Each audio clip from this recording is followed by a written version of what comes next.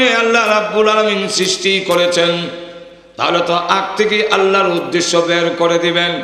কিন্তু আল্লাহ বের করার সময় কৌশল অবলম্বন করলেন, হিকমত করলেন। আল্লাহ ইচ্ছা করলে বলতে পারতেন তোমরা দুজন এবার দুনিয়াতে চলে যাও, আগামী শুক্রবারে যাও দুনিয়াতে যাইবা, দুইজন ফেরেশতা নিয়ে জমিনে নিয়ে থইব। আর একটু জোরে কন, এইভাবে কেন করলেন না? না করে আল্লাহ রাব্বুল আলামিন বলেন সব খেয়েও সব জায়গায় সবর করো। খাওয়ার বেলায় আবার বলছেন তুমি আদম খাইও, তোমার বউরে খাওয়াইও, এইভাবে বলেন নাই। আল্লাহ রাব্বুল আলামিন বলার সময় বলছেন তোমরা দুজন যা সয়েজ হয় খাইও। একটু ধরে বলেন তোমাদের দুজনের যা সয়েজ দুজন খাইও। আদম তুমিও খাইও, তোমার বউরে খাওয়াইও। এইভাবে বললেন না কেন? খাওয়ার বেলায় মহিলা আর পুরুষের রুচি একরকম নয়, সুতরাং পুরুষে যারা খায় বউরে জোর করে খাওয়ান লাগবো, এটা আল্লাহ দেয় না। আল্লাহ বলেন খাওয়ার বেলায় স্বাধীনতা দিয়েছি, মহিলা গো টাকার বেলায় স্বাধীনতা দেয় না। বুঝতে পেরেছেন বিষয়টা? আল্লাহ আমরার মাথায় আল্লাহ কাম করে। একটু ধরে কন, আল্লাহ রাব্বুল আলামিন আদমকে বললেন সাবধান এই গাছের কাছে যাইও। মনে আছেন আপনারা? ওয়ালা তাকরাবা হাযিহি আশ-শাজারা ফাতাকুনা মিনাল যালিমিন।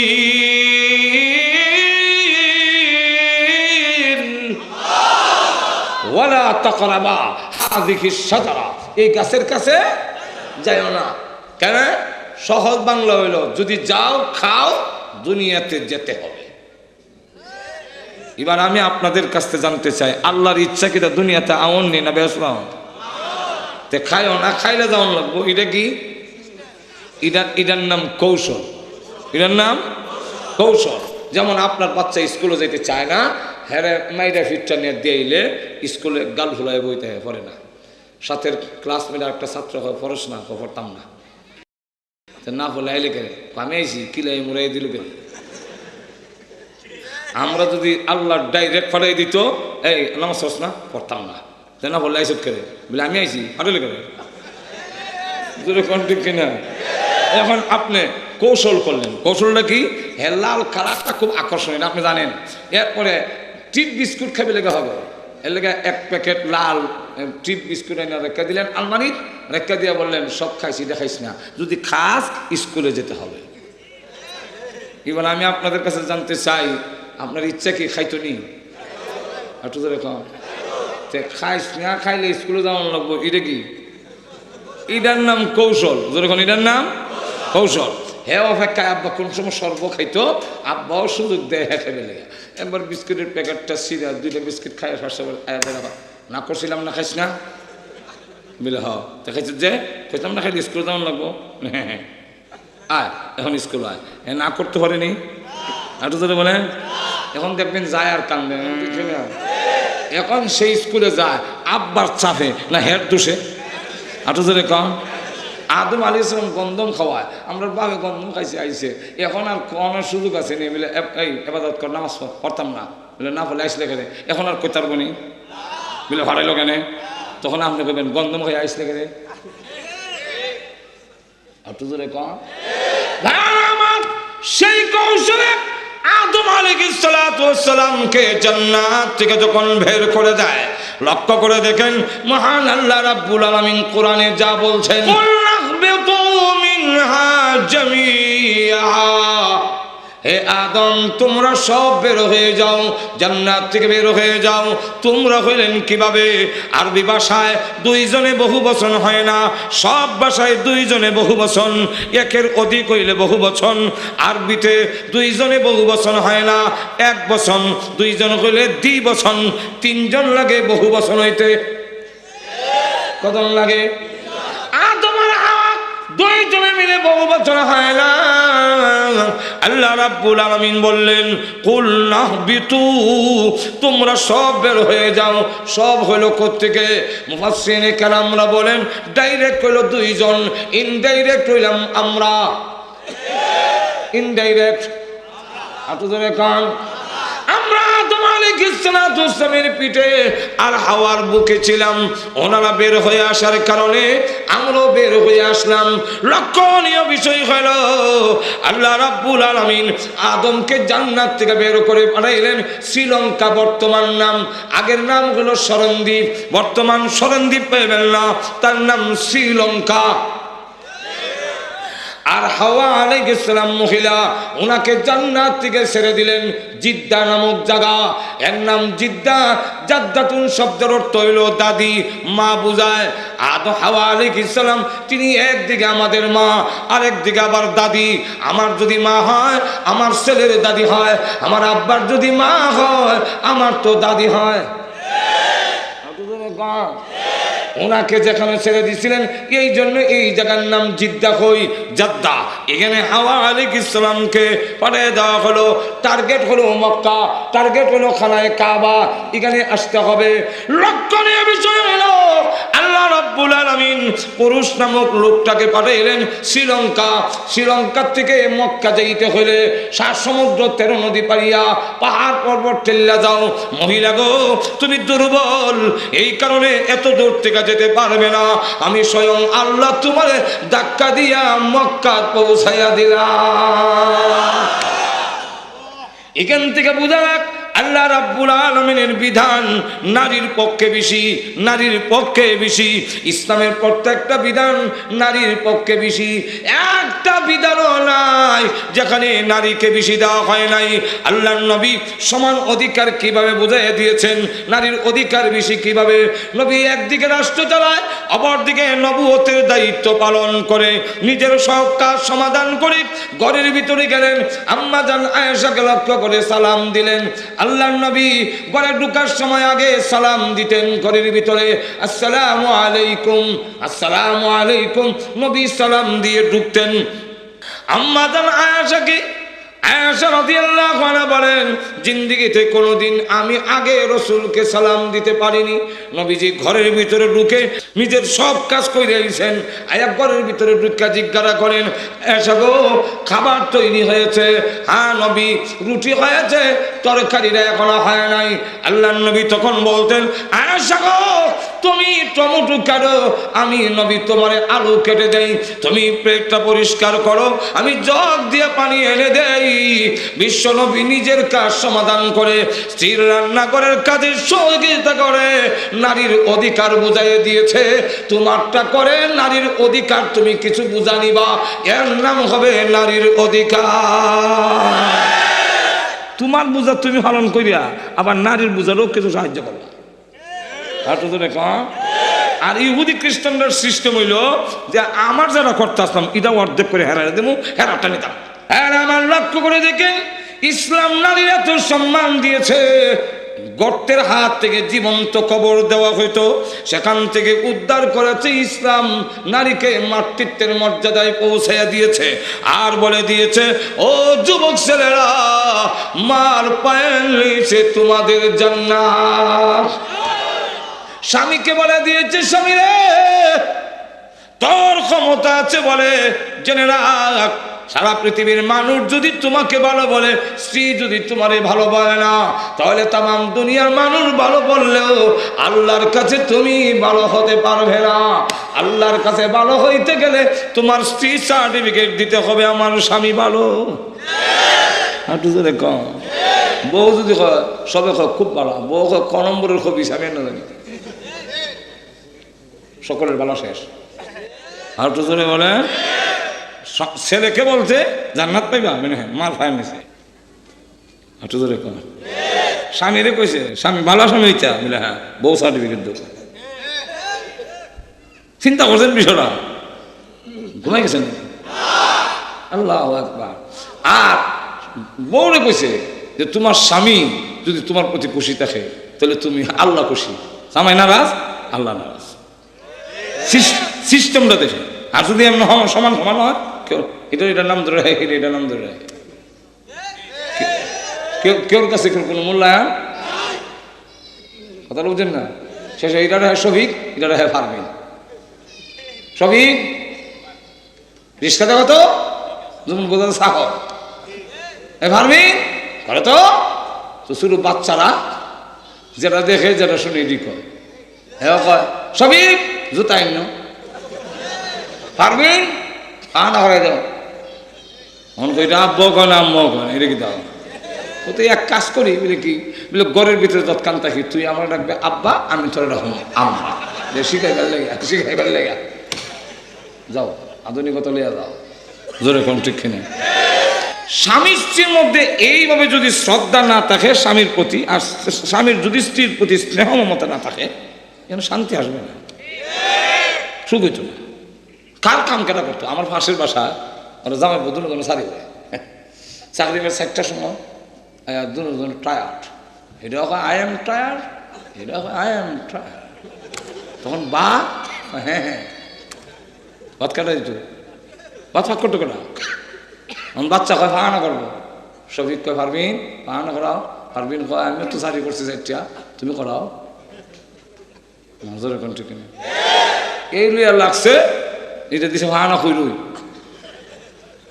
বাচ্চা দিছে দিতে ফাঁকা করে আর এদিক দিয়ে দুইটা কে করাইতো এই নিয়ে ঝগড়া লেগা এটা এখন জুতা দাবারি দাঁত ফেলে দিব এটা এখন ঝাড়ু দাবারি দাঁত তার ভরাই দেবো এই লিয়ার লাগছে মায় পরে গিয়ে মায়ের বাঙালি থেকে দেখি বলে আমার দুজনের টায়ার এদিক দিয়ে এই কাম করতো কেনা এই জন্যে একই সেক্টরে দুজন চলে আসলে এক সেক্টর খালি হয়ে যায় 1 2 নম্বর হইল আপনার বাচ্চা কাজের মেয়ের কাছে তাকে ছেড়ে দিয়ে আপনি চলে যাবেন মার স্নেহমতায় যেই বাচ্চা গড়ে উঠবে সেই বাচ্চা হবে সভ্য সেই বাচ্চা হবে মানে আদর্শবান আর কাজের মেয়ে যদি লালিত পালিত করে এটা কাজের মেয়ের চরিত্রই গড়ে উঠবে এগুলো বুঝাই তো কেনা নজরে কোন ঠিক কিনা এই জন্য আদর্শ নাগরিকের অভাব হচ্ছে কেন কথাটা বুঝেন না এখন লক্ষ্য করে দেখেন এই পরিস্থিতিতে আল্লাহ রাব্বুল আলামিন যাক দুজনকে দুই দিকে পালাইয়া দিলেন আল্লাহ দেখাইয়া দিলেন যে নারীর পক্ষে আল্লাহর সৃষ্টিগতভাবে ইসলামের বিধান হলো নারীর নারীর আচ্ছা যাক দুজন আসলেন তো অন কান্দে রব্বানা যালামনা আনফুসানা ওয়া ইন লাম তাগফির লানা ওয়া তারহামনা লানাকুনান্না মিনাল খাসিরিন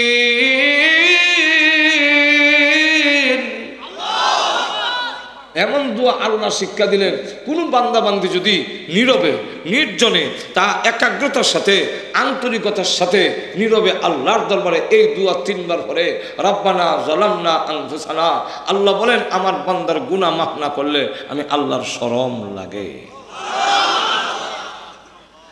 আদম আলাইহিস সালাম কাঁদতে কাঁদতে আইলেন একটা টিলার মধ্যে বসলেন এর নাম সফা হাওয়া আলাইহিস সালাম তিনি আয়েশা এক টিলার মধ্যে বসলেন তার নাম হলো মারওয়া এখন দুজন আবার এই টিলার থেকে নেমে জাবালে রহমতের কাছে একটা মাঠে দেখা হয়ে গেল এই মাঠের নাম আরাফাত আরাফাত অর্থই হলো সাক্ষাৎ দেখা দুইজনের দেখা হয়ে গেল আরাফাতে যাওয়ার পরে হযরত আদম আলাইহিস সালাম বলেন প্রভু গো এতক্ষণ পর্যন্ত কানলাম 350 বছর কাঁদছি এখন আমার ভিতরে একটা কথা উদয় হয়েছে সেটা হলো বিশ্বনবীর উসিলায় আমার দরখাস্ত তুমি মঞ্জুর করে নাও আল্লাহ বলেন এই নাম পেলে কোথায় এই নামটা হয়ে যাবে বলবো না অসুবিধা দিতেছে আদম আলাইহিস সালাম বলেন প্রভু 3 জায়গা থেকে পেয়েছি 1 নম্বর জায়গা হলো আমার ভিতরে রূহ দেওয়ার পরে চোখ খুলে তাকায় দেখি তোমার আরশে আজিমের পায়ের মধ্যে লেখা লা ইলাহা ইল্লাল্লাহু মুহাম্মাদুর রাসূলুল্লাহ এই কালিমা লেখা আল্লাহ তখন আমি বুঝতে পারলাম লা ইলাহা ইল্লাল্লাহ আদম সফিউল্লাহ তো লেখা নাই লেখা মুহাম্মদুর রাসূলুল্লাহ তাহলে এই রসুল তোমার প্রিয় হবে তাই দরখাস্ত পেশ করলাম এই হলো এক জায়গা 2 নম্বর জায়গা হলো যখন জান্নাতে প্রবেশ করব তখন জান্নাতের গেটের মধ্যে তাকিয়ে দেখি সেখানেও এই কালিমা লেখা যখন জান্নাতের ভিতরে আমি ঘুমিয়েছিলাম একা হঠাৎ করে দেখি আদমের বুকের বাঁকা হাড় থেকে উজ্জ্বল শামলা রঙের আকর্ষণীয় রং উজ্জ্বল শামলাটা এই কালা দরবারে একজন আমার কাছে বসা, তখন অটোমেটিক হাত যেতে লাগলো ধরার জন্যে,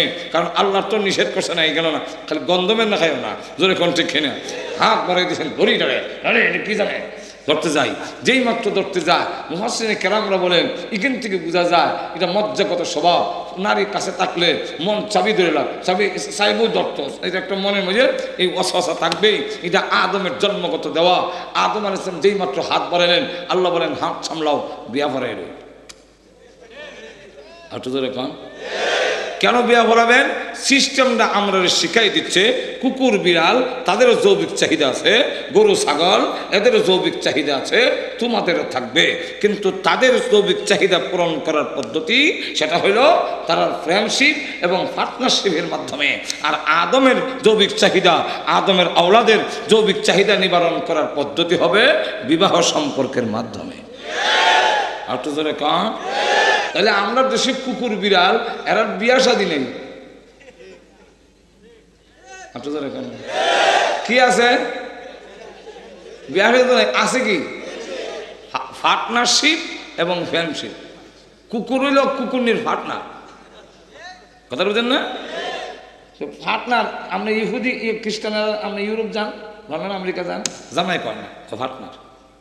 আর পার্টনার কারে কয়? লাভের বেলায় আছে, খাস্তার বেলায় নাই। এই জন্য কুকুর পার্টনার শুধু বাদন মাসও কুকুরনির পিছনে দৌড়ায়, কাতি মাসে যখন বাচ্চা হয় তখন দেখবেন বাড়ির থেকে এটা ছটফট করে কুকুরনি আর হেক বইয়া লম্বা টান দেয়। লক্ষ্য করছেন কিনা জানি না আপনারা, আমি লক্ষ্য করে বলতেছি, দেখবেন এর অর্থ হইলো আমি জানি না, আমি পার্টনার। আর তো জোরে কন, পার্টনারশিপ ফ্রেন্ডশিপ। আর মানুষ পার্টনারশিপ না, তোমার হবে বৈবাহিক জিন্দিগির মাধ্যমে চাহিদা নিবারণ, জোরে কণ্ঠে খেনা। এই পার্টনারশিপের মাধ্যমে কুকুর বিড়াল আর কুত্তা বিলাই সেই চাহিদা নিবারণ করবে। এর থেকে মানুষের এই পার্টনারশিপ বাদ দিয়া বৈবাহিক জিন্দিগি যদি চালু থাকতে হয়, এই মানবিক জিন্দিগি যদি রক্ষা করতে হয়, তাহলে কোরআনের তালিম ছাড়া আল্লাহর কসম এই পৃথিবীর মানুষের মানবিক মর্যাদা রক্ষা করা সম্ভব নয়। প্রভু যেই নবীর দরুদ আমাদের মহর হয় গো, এই নবী যে তোমার প্রিয় আর বলবার বাকি নাই। আল্লাহ এই নবীর উসিলায় কবুল করে নাও।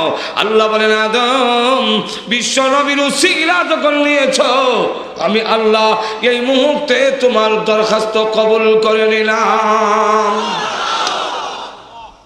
এতক্ষণ পর্যন্ত বুঝাইলাম আসলাম কেমনে, ছিলাম কোথায়? আটু ধরে কম আপনি গাজীপুর কেমনে? হ্যাঁ আপনার মা বাবা আইছে, আটু ধরে কন না, কে আসছে?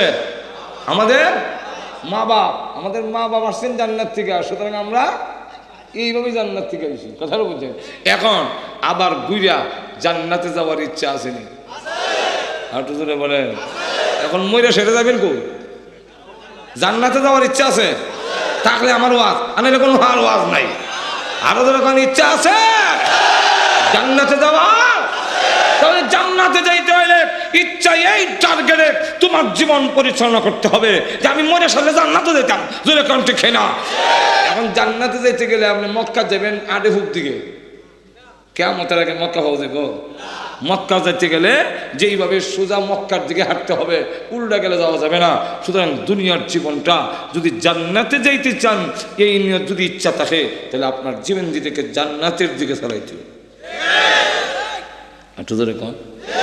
ঠিক না?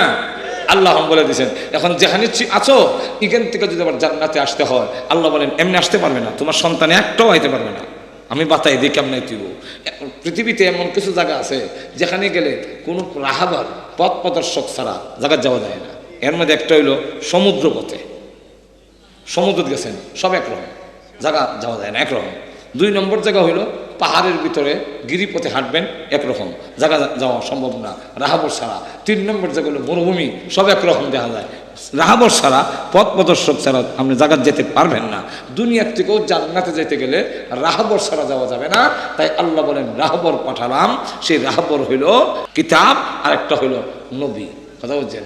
তাই কিতাবের মধ্যে সবচেয়ে বড় কিতাব হইল কোরআন শরীফ, নবীর মধ্যে সবচেয়ে বড় নবী আমাদের নবী, জোরে কণ্ঠে কিনে। আরো জোরে বলেন। এখন আসুন কোরআনের কাছে গেলাম। কোরআন জান্নাতে যাবো কেমনে দেখায় দাও আমাকে রাস্তা। কোরআন বলে দুইটা জিনিস লাগবে জান্নাতে যেতে, একটার নাম ঈমান আর একটার নাম আমল। নবীজির কাছে গেলাম, নবী গো জান্নাতে আমি যেতে চাই কেমনে যাব? আল্লাহর নবীও আমাদের বলে দিয়েছেন জান্নাতে যদি যেতে হয় একটার নাম ঈমান আর একটার নাম আমল। এই দুইটা জিনিস যদি উম্মতে ঠিক করে করতে পারো জান্নাত থেকে তোমাকে কেউ আটকায় রাখতে পারবে না। আল্লাহর নবীর কাছে এক কালো সাহাবী গিয়া জিজ্ঞাসা করেন, ইয়া রাসূলুল্লাহ, আগো নবীজি আল্লাহ আমাকে জান্নাত দিবেন কিনা? আল্লাহর নবী বলেন, তুমি কালো এই কারণে জান্নাত দিবে না এমনটা মনে করো না। ঈমান যখন আছে, ঈমান এবং আমল এই দুই জিনিস যদি থাকে রে সাহাবী, জান্নাত থেকে তোমাকে কেউ আটকাইতে পারবে না। এক সাহাবী গিয়া বলেন, ইয়া রাসূলুল্লাহ, এমন কিছু আমল আমারে শিক্ষা দিন যেই আমলের কারণে আমি জান্নাতে যেতে পারি। আল্লাহর নবী বলেন, তুমি যদি 5 ওয়াক্তের কালিমা বিশ্বাস করো, ঈমান আনো, কালিমা পড়ো, নামাজ পড়ো, রোজা রাখো, যাকাত প্রদান করো, আর এই কাজগুলো যদি করো তাহলে জান্নাতে যেতে পারবে। সাহাবী ডাক দিলেন, ইয়া রাসূলুল্লাহ, আমি একটুকু বেশ কম করব না, আমি নিজেও আমল করব এবং আমার পরিবার আমার গোষ্ঠীর লোকদেরকে বলবো। আল্লাহর নবী তখন ডাক দিলেন, সাহাবীরা দুনিয়া থাকা অবস্থায় তোমরা জান্নাত দেখতে চাও কি? জান্নাতি দেখতে চাও কি? বলে হ্যাঁ। এই সাহাবীকে দেখে নাও, তাকে দেখলে জান্নাতি দেখা হয়ে যাবে। দুইটা জিনিস। তাই আমার আয়াতে এতক্ষণ ঘুরে আনলাম, এখন আসলে আমার আয়াতের দিকে। আল্লাহ রাব্বুল আলামিন বলেন, মনে আছে তো আপনারা? সংক্ষেপে আর কয়েক মিনিটের ভিতরে শেষ করবো ইনশাল্লাহ। তাহলে এখন আয়াত আয়াতটা আসলাম এতক্ষণে। ওয়ামান আরাদাল আখিরাতা ওয়া সাআ লাহা সাইয়াহা ওয়া হুয়া মুমিন ফাউলাইকা কানা সাইয়ুহুম মাশকুরা। আল্লাহ রাব্বুল আলামিন বলেন, ওয়ামান আরাদাল আখিরাতা, মুফাসসির কেরামরা বলেন এই বাক্য দিয়া আল্লাহ বুঝাইছেন তোমার সহি নিয়ত না যদি হয় তাহলে সারা জীবন মেহনত করলেও কাজে লাগবে না। তাই আমান আরাদাল আখিরাতা এই বাক্য দিয়ে আল্লাহ বুঝাইছেন যারা আখিরাত পাওয়ার ইচ্ছা করে সহি নিয়তে পেতে হবে, সহি নিয়ত থাকতে হবে। ইখলাস আর খুলুসিয়তের সাথে যদি করে সামান্য আমলও কিয়ামতের মাঠে নাজাতের উসিলা হয়ে যাবে। তাই আল্লাহর নবী বলেন, হে মাস আখলিস দীনাকা ইয়াকফিকাল আমালুল কালিল। হে মাস, তোমার ঈমানকে তোমার দ্বীন রেখারি করো, অল্প আমলে নাজাতের জন্য যথেষ্ট হয়ে যাবে। ঈমান যদি নির্বেদাল থাকে, শিরক মুক্ত হয়, আমল যদি বেদাত মুক্ত হয়, সামান্য আমলও যদি থাকে, কিয়ামতের কঠিন ময়দানে আল্লাহ রাব্বুল আলামিন তার বান্দাকে যেই কোনো একটা অজুহাতে জান্নাতে পৌঁছে দিবেন, জান্নাতে পৌঁছে দিবেন, জান্নাতে পৌঁছে দিবেন। যেমন লক্ষ্য করে দেখেন আল্লাহর নবী বিশ্বনবী রাহমাতুল লিল আলামিন একটি ঘটনা তুলে ধরেছেন। এক লোক আল্লাহওয়ালা আর একজন গুনাহগার, দুইজন মরুভূমি দিয়ে যায়। আল্লাহওয়ালা লোকটার পানি শেষ হইয়া গলা কাটা মুরগির নয় চটপট আরম্ভ করে দিয়েছে। গুনাহগার লোকটার হাতে পানি আছে, এখন বলে আমি যদি উনাকে পানি দিয়ে দেই বিপদে পড়লে আমি পাবো কোথায়? আবার বলে আল্লাহ, একজন আল্লাহওয়ালা লোক শেষ হয়ে যাবে, তা হতে পারে না। ওনাকে আল্লাহর সন্তুষ্টির জন্য পানি দিয়ে দিলেন। পানি পান করে আল্লাহওয়ালা লোকটা সুস্থ হইয়া দুজন মরুভূমি অতিক্রম করে চলে আসলেন। পর্যায়ক্রমে একদিন দুজনের মরণ হলো। কিয়ামতের মাঠে যখন আমল নামার ফয়সালা হলো, আল্লাহওয়ালা লোকটার ওজন নিয়ে নেকের পাল্লা ভারী হয়ে গেছে। আল্লাহ রাব্বুল আলামিন বলেন, নাও জান্নাতের টিকিট, টিকিট নিয়ে লাইনে দাঁড়াও। জান্নাতে যাওয়ার সিস্টেম হলো লাইন ধরে যেতে হবে। টিকিট নিয়ে লাইনে দাঁড়াইছে। পাপিষ্ঠ গুনাহগার লোকটাকে বেঁধে ফেলেছে জাহান্নামের ফেরেশতারা। আল্লাহর ওয়াদা তাকে নিয়ে জাহান্নামে নিক্ষেপ করো, 19 নম্বরে গেট দিয়ে ফেলে দিবে। 19 নম্বর বললেন কেন? এর বলার কারণ হলো 19 নম্বর গেটে নিতে গেলে ওই আল্লাহ ওয়ালা যারে পানি পান করেছিল তার সামনে দিয়ে যেতে হবে। যেই মাধ্যম ওই আল্লাহ ওয়ালার কাছে দিয়ে যায়, এমনি আল্লাহ তারে মনে করায় দিছে ওই লোকটারে না পানি কিনেছে। নিবেদন করছেন ইসলামী প্রযোজনা প্রতিষ্ঠান কাছে গিয়া কইল, হুজুর গলা কাটা মুরগির নাই, মরুভূমিতে পানির তৃষ্ণায় আপনি যখন চটপটি করেছিলেন, আমি যে পানি দিছিলাম আপনি সেই হুজুর না? বলে হ্যাঁ আমি তুই হুজুর। ও আমার মনে হয়েছে পানি তুমি দিছিলাম। বলে হ্যাঁ। হে আল্লাহ মালিক, ওই কঠিন বিপদের সময়, মুসিবতের সময় নিজে পানি পান না করে আপনাকে দিয়ে দিয়ে জীবন রক্ষা করেছিলাম। জান্নাতের টিকিট পেয়ে গেছেন গো। আল্লাহ যাকে জান্নাতের টিকিট দিবে এই টিকিট ক্যান্সেল হবে না। জান্নাতীরা যারা জান্নাতের টিকিট পেয়েছে এমন লোকে যা সুপারিশ করবে আল্লাহ তা কবুল করবেন। আমার এই বিপদের সময় আপনাকে যে পানি পান করেছিলাম এই কথাটা কি আল্লাহর কাছে একটু বলতে পারেন না? এমনি লোকটা ডাক দেওয়া, প্রভু গো বড় বিপদের সময় তোমার এই গোলাম আমাদের পানি পান করেছি, আল্লাহ তুমি কি তারে মাফ করে দিলে হয় না? আল্লাহ বলেন এই কথাটা বলার জন্য তুই তাকে তোমার সামনে হাজির করেছি। আমার দয়া মায়ার কিঞ্চিত মাত্র তোমাদেরই ভিতরে দিয়েছি। এত যদি তোমার বিপদ দেখে তোমার এই পানির তৃষ্ণায় কাতর হইয়া গলা কাটা মুরগির না চটপটি করছিলে, এই দৃশ্য দেখে আমার বান্দার যদি মায়া লাগে, আমি রহমানুর রহিম, আমি আল্লাহর কি তার বিপদ দেখে মায়া লাগে না? আমি একটা বাহানা তালাশ করতেছি, আমি একটা উসিলা তালাশ করতেছি, তুমি আমার কাছে বলো, বলতে দিলে হবে। আমি আল্লাহ তার জিন্দেগি মাফ করে গুনাহ মাফ করে দিয়ে জান্নাতের টিকিট দিতে একটা সেকেন্ড দেরি করব না। আল্লাহ রাব্বুল আলামিন এইভাবে সামান্য একটি আমলও নাজাতের জন্য যথেষ্ট হবে। এই জন্য প্রথম নম্বর কথা হলো ওমান আরাদাল আখিরাতা। এই বাক্য দিয়ে আল্লাহ বুঝিয়েছেন যারা আখিরাত চায় সহি নিয়তে ইখলাসের সাথে যেতে হবে। আর তো জোরে কান বেজাল মুক্ত, লোক দেখানো সাতগুলোর থেকে মুক্ত হইতে হবে। এই হইল 1 নম্বর। 2 নম্বর হইল বিনা পরিশ্রম ছাড়া জান্নাত পাওয়া যাবে না। জান্নাতে যাইতে যাই মেহনত করা লাগবে নি? বলে হ্যাঁ মিলাত নাই। নামাজ পড়ো? বলে হ্যাঁ নামাজ নাই। রোজা রাখো? নাই। সুদ ছাড়ো? হ্যাঁ নাই। ঘুষ ছাড়ো? নাই। পর্দা মধ্যে থাকো? নাই। তাহলে হবে না। আল্লাহ রাব্বুল আলামিন বলেন ওয়াসাআলাহা সাইয়াহা, সেই জান্নাত পাওয়ার জন্য মেহনত করতে হবে। আবার মেহনতটা করতে হবে মেহনত করার মতো। মেহনত করার মতো মানে তোমার ইচ্ছা মতো মেহনত করলে হবে না। এই মতের অর্থ হইল তোমার মেহনতটা হইতে হবে, জান্নাত পাওয়ার চেষ্টাটা হইতে হবে বিশ্ব নবীর বাতলানো মতে। আর তো জোরে বলেন, তোমার ইচ্ছা মতো যদি করো তাহলে হবে না। গেল 1 2 যে ওয়াসাআলাহা সাইয়াহা। 3 নম্বরটা হলো ওহুয়া মুমিন, তুমি মুমিন অবস্থায় মেহনত করতে হবে। ইমান যদি না থাকে মেহনত কোনো কাজে লাগবে না। ভালো কাজ করলেও কোনো কাজে লাগবে না। তাই মুমিন হইতে হবে মুমিন অবস্থায়। তাহলে এখন প্রশ্ন হয় ইমানটা তো আগে হওয়ার কথা আর আমলের কথা তো পরে হবে। আল্লাহ এখানে আমলের কথা আগে বললেন, ইমানের কথা পরে বললেন কেন?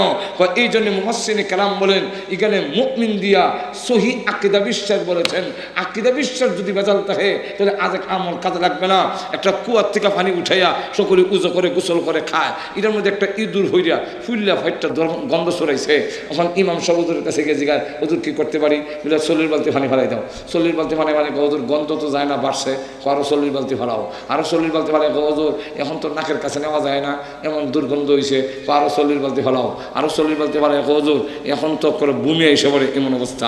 বলে নিয়ম হলো 40 বালতি, সেই জায়গায় 43 পাইছো, এখনো দুর্গন্ধ যায় না, মরা এই দুধটা কি করছো? এটা ফেলাইছো নি? বলে না হুজুর এটা তো একটু শুরু করছো। এরকম এই কুয়ার মধ্যে পচা ইঁদুর রেখা কিয়ামত পর্যন্ত পানি ইচ্ছা পালাইলে যেমন পানির দুর্গন্ধ সাফ হবে না, আমাদের অন্তরের আকীদা বিশ্বাস যদি সহি না থাকে তাহলে সমস্ত আমল দুর্গন্ধ ছাড়া দুর্গন্ধ মুক্ত হবে না, হতে পারে কথা বলছেন না? নামাজ পড়ে ঠিক রোজা রাখে কিন্তু উরুস করে, কিতা হয় উরুস উরুস উরুস শরীফ উরুস মুবারক গে দেখা যায় বেটা বেটি একখানো বাতি ধরাইয়া বাতি নিবাইয়া, তারপরে বাতি নিবাইয়া মনের বাতি বড় বাতি নেমে কুফির বাতি লাগে না, মনের পর্দা বড় পর্দা কাপড়ের পর্দা লাগে না, বেটা বেটি একখানো একটি গাছের তিনটি ডাল কুন্ডা লেতে হতো বিলাল ইটা করবা ইটা তুমি জান্নাত পাইবা না, জোরে কোন ঠিক না ঠিক না, আরো জোরে কোন তুমি এইগুলা করে জান্নাত পাইবা। নবীর পথে বাতলানো পথে আকীদা সহি বিশ্বাস করে নির্ভেজাল অল্প আমলই তোমার নাজাতের জন্য যথেষ্ট হবে, জোরে কোন ঠিক কিনা।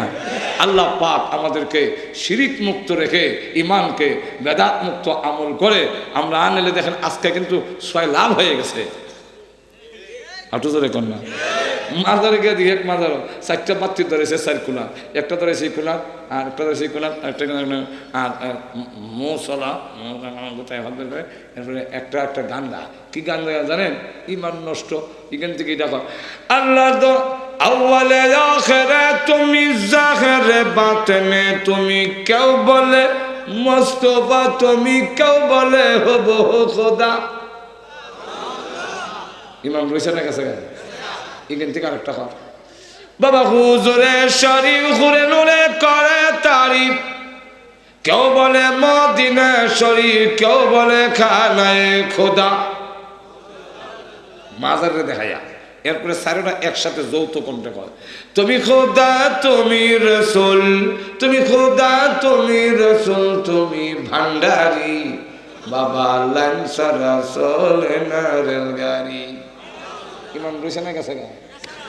ও মুমিন, তোমার আকীদা বিশ্বাস থাকবে যে একমাত্র আল্লাহ, তার সাথে আর কোন শরীক, আর তো জোরে কন আল্লাহ দল চলে দিয়া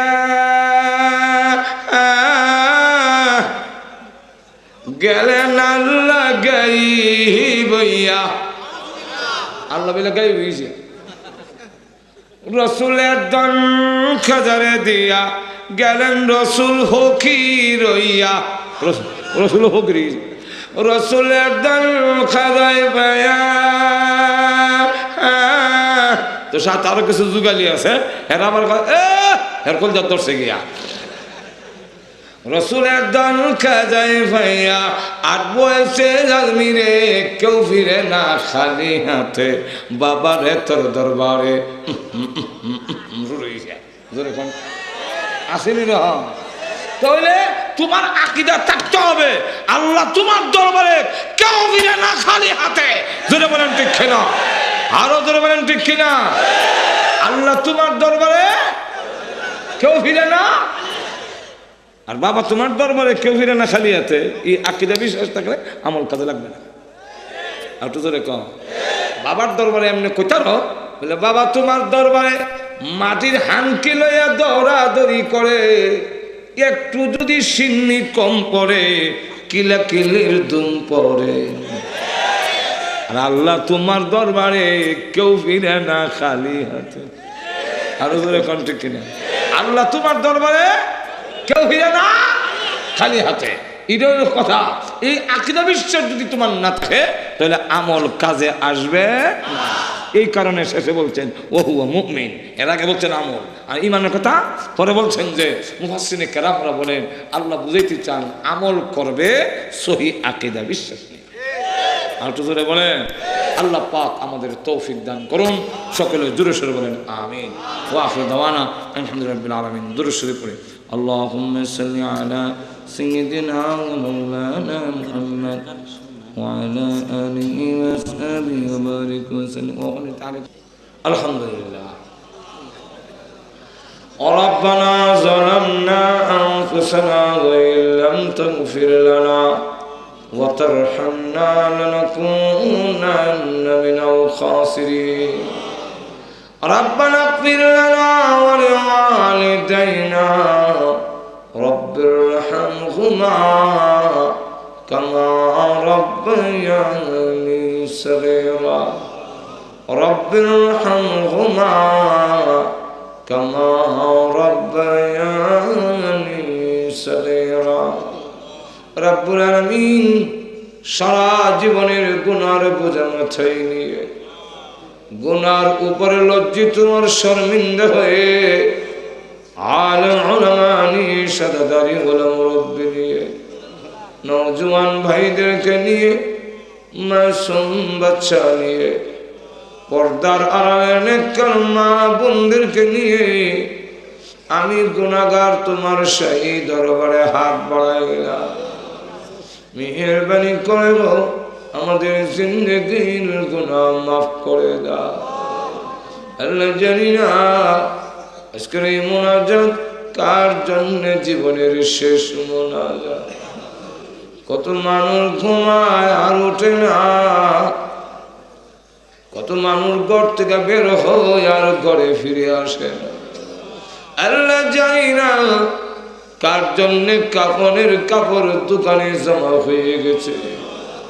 এমন হতে পারে আগামী দিন এই সময় আমি কবরের বাসিন্দা হয়ে যাব। আল্লাহ মৃত্যু আসার আগে আগে মেহেরবানি করে আমাদের জিন্দেগীর গুনাহ মাফ করে দাও। আল্লাহ তুমি যদি মাফ না করো আমাদের তো যাইবার আর কোনো জায়গা না। ও দুনিয়াতে দেখেছি ছোট সময় দুষ্টামি করলে আব্বার কাছে বিচার গেলে আব্বার ভয়ে সারাদিন বাড়িতে যাইতাম না। সন্ধ্যা হয়ে গেলে ঘরের পিছনের দরজায় গিয়ে মা মা বলে ডাক দিলে এমনি দেখতাম মা দরজা খুলে দুইটা সামনে বাড়াইয়া দিত আর ডেকে বলতো আরে বাবা। সকলে ভুলে গেল আমি তোর গর্ভধারণী মা, তোকে ভুলে যাইতে পারি না। আল্লাহ সন্তানকে বুকে জড়াইয়া জীবনের সব অপরাধ মাফ করে দেয়। আল্লাহ যদিও আমরা গুনাহ করেছি তবুও তো তুমি আমাদের সৃষ্টি করেছ। আল্লাহ তুমি তো মার চাইতে কোটি কোটি গুণ বেশি দয়ালু। আল্লাহ তোমার রহমতের দরজায় হাজির হয়েছে। আল্লাহ আমাদেরকে টান দিয়া তোমার রহমতি কুদরতি বরকতে কোলে উঠাইয়া ঘোষণা দাও যারে বান্দা যা তোদের জিন্দেগীর গুনাহ মাফ করে দিলাম। আল্লাহ আমরা যে যে উদ্দেশ্যে তুলেছি প্রত্যেকের নেক আশা পূরণ করে দাও। আমাদের মধ্যে যারা অসুস্থ আছে আল্লাহ সুস্থ করে দাও। আল্লাহ আমাদের সন্তানগুলোকে নামাজি দিনদার পরেজগার বানায়া দাও। এই এলাকার নারী পুরুষ আল্লাহ সব রে তুমি নামাজি বানায়া দাও। আল্লাহ আজকের এই মাহফিলের আয়োজন যারা করেছে শোনার জন্য যারা এসেছেন সাহায্য সহযোগিতা যারা করেছেন টাকা দিয়া বুদ্ধি দিয়া শ্রম দিয়া সকলের জন্য এই মাহফিল কিয়ামতের মাঠে নাজাতের উসিলা বানায়া দাও। রব্বুল আলামিন এই মাদ্রাসাকে আল্লাহ তুমি কবুল আর মঞ্জুর করো। ইমদাদুল উলুম মাদ্রাসা সহ সমস্ত দ্বীনি প্রতিষ্ঠানগুলো তুমি কবুল করে নাও। যত প্রয়োজন গায়বী খাজানা থেকে পড়া পড়ে দাও। রব্বুল আলামিন আমাদের পক্ষ থেকে লাখো কোটি দরুদ আর সালাম নবীজির রওজা মুবারকে পৌঁছাইয়া দাও। আমরা যারা আর বাড়াই না জানি না গো কারমালাই কালাবানা আল্লাহ মার কথা বলতে পারি না।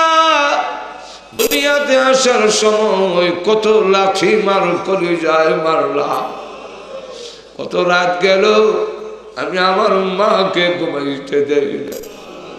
আপনার অভাব অনটনের সংসারে মা নিজে না খাইয়া সন্তানের বুকে খাবার তুলে দিয়েছে। ওই মা যদি নাই গো আল্লাহ মার কবরে আযাব দিও না, আল্লাহ মার কবরে আযাব দিও না, আল্লাহ আব্বার কবরে আযাব দিও না। আল্লাহ যার বাড়ি দিয়ে আমি বাড়িওয়ালা যার ঘর দিলে আমি ঘরওয়ালা হইলাম, আল্লাহ যার পরিচয় আমার পরিচয় হইল, আয় আল্লাহ ওই আব্বার সব কিছু রেখে দিয়া শূন্য হাতে ওই গুরুস্থানের বাংলা কবরে ঘুমাইয়াছে। আল্লাহ আব্বার কবরে আযাব দিল না, মা বাবার কবরে জান্নাতের বাগান বানায়া দাও।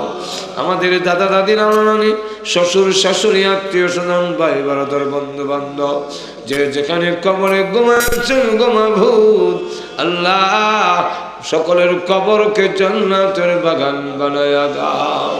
আয় আল্লাহ আমাদের বাকি জিন্দেগি ইসলামের জন্য ঈমানের জন্য কবুল করে নাও। ربنا تقبل منا إنك أنت السميع العليم وتب علينا إنك أنت التواب الرحيم آمين آمين برحمتك يا أرحم الراحمين.